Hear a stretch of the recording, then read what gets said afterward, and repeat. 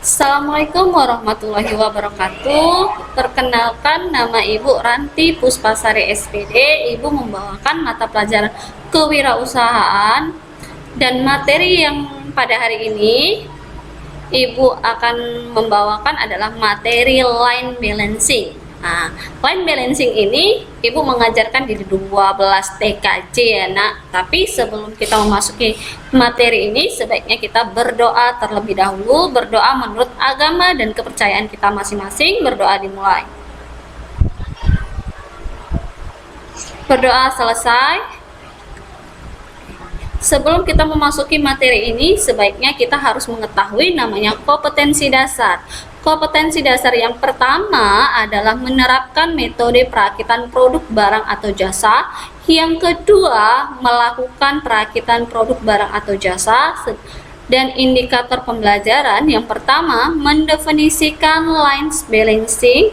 Dan yang kedua, menguraikan manfaat line balancing. Dan yang ketiga, menjelaskan cara penggunaan line balancing atau keseimbangan lini. Kita masuk ke materinya, line balancing.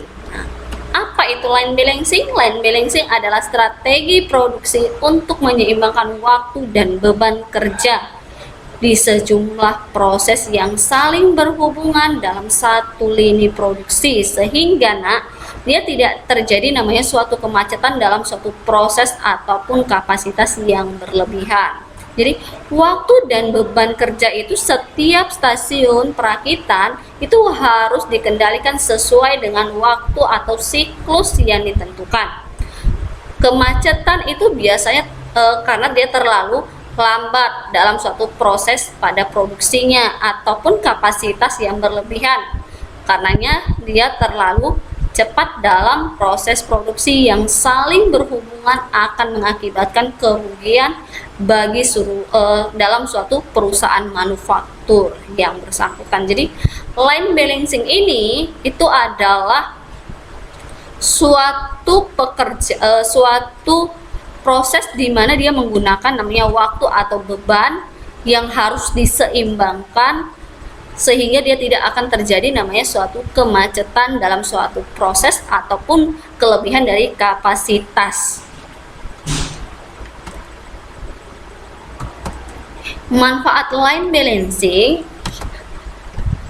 Manfaat line balancing itu banyak. Dia itu merupakan faktor yang sangat penting dalam menjalankan suatu produksi. Jadi ada 6 manfaat line balancing. Yang pertama, dia meningkatkan efisiensi proses, dan yang kedua, menghindari waktu pada proses atau stasiun yang menganggur, dan yang ketiga, mengurangi waktu proses secara keseluruhan, dan yang keempat, meningkatkan rasio pencapaian target produksi, dan yang kelima, meningkatkan profit, dan yang keenam, mengurangi pemborosan dan pembiayaan yang tidak diperlukan.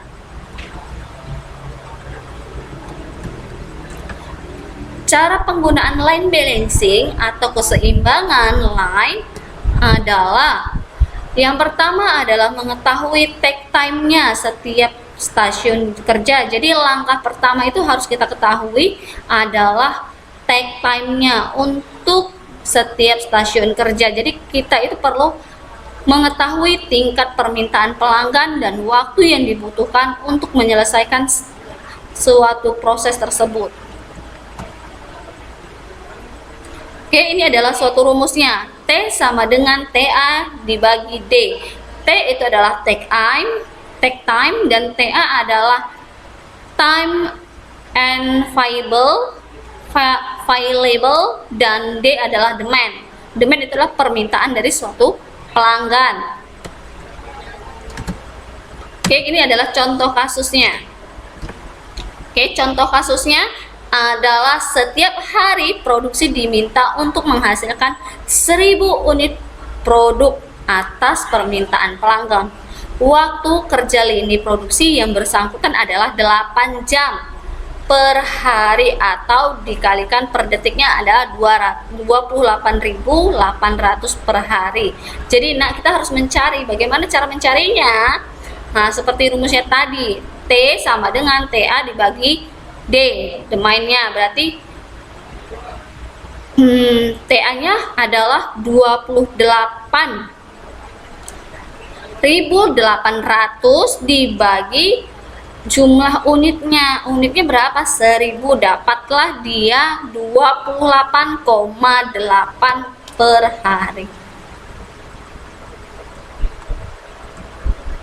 Oke, sekarang kita membuat namanya rincian proses. Untuk memastikan keseimbangan, sangat penting untuk memahami hubungan dan urutan antara berbagai tugas dalam suatu proses. Membuat suatu rincian proses, mengidentifikasi hubungan dan urutan di antara proses-proses yang berkaitan. Contohnya berdasarkan contoh kasus yang di atas tadi ya, yang mengenai take time, itu adalah mengenai stasiun kerja. Itu kan di stasiun kerja yang dibutuhkan untuk menyelesaikan suatu unit produksi sebanyak 6 stasiun rincian prosesnya. Oke, ini adalah 6 stasiun kerja, makanya ada operator 1, operator 2, 3 sampai 6. Jadi setiap operator itu dia berbeda-beda pasangannya. Ini pasangan R1, operator 2 CN2, dan pasangan operator 3 C3. Jadi setiap namanya operator dia berbeda-beda. Memahami waktu yang dibutuhkan pada setiap kegiatan proses. Setiap membuat rincian proses, kita perlu memahami waktu yang dibutuhkan pada setiap stasiun kerja atau kegiatan proses. Setiap rincian proses harus diketahui waktu pengerjaannya dan kemudian dijumlahkan menjadi total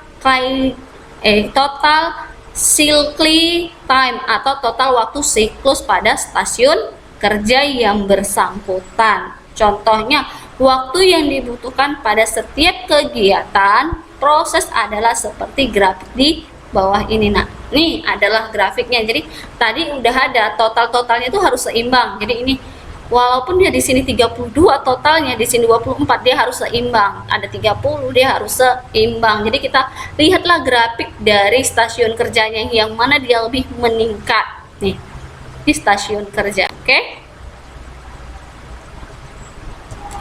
Kita masuk ke dalam identifikasi stasiun kerja yang memiliki selisih. Jadi setelah mengetahui waktu kerja, setiap stasiun kerja itu memiliki langkah-langkah selanjutnya adalah identifikasi stasiun kerja mana yang memiliki selisih waktu dengan siklus waktu yang tepat, baik selisih waktu yang lebih tinggi maupun selisih waktu yang rendah.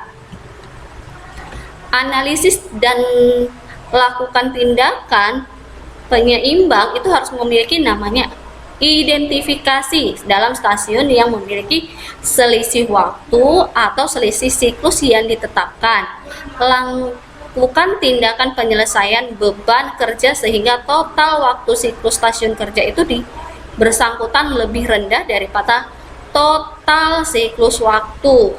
Ini adalah contoh dari setelah line balancingnya, urutan dari prosesnya ini.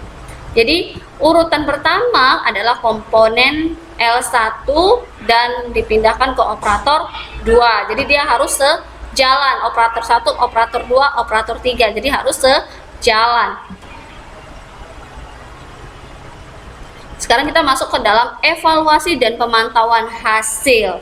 Jadi stasiun-stasiun kerja itu yang telah dikeseimbangkan proses atau tugasnya harus dievaluasi dan dipantaulah hasilnya.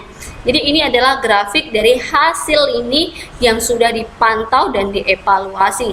Bagaimana dia berjalan dengan lancar atau tidaknya, ini adalah grafiknya. Jadi dia kalau lebih sama ini berarti dia lebih meningkat, lebih baik lagi. Berarti operator 1 nih, operator 2 itu lebih berjalan dengan baik. Oke, itu saja yang sudah Ibu sampaikan, semoga bermanfaat untuk kalian. Ibu mohon tugas-tugasnya itu dikerjakan dengan sebaik mungkin. Jawablah dengan benar. Sebelum Ibu akhiri, sebaiknya kita berdoa terlebih dahulu. Berdoa menurut agama dan kepercayaan kita masing-masing. Berdoa dimulai. Berdoa selesai. Assalamualaikum warahmatullahi wabarakatuh.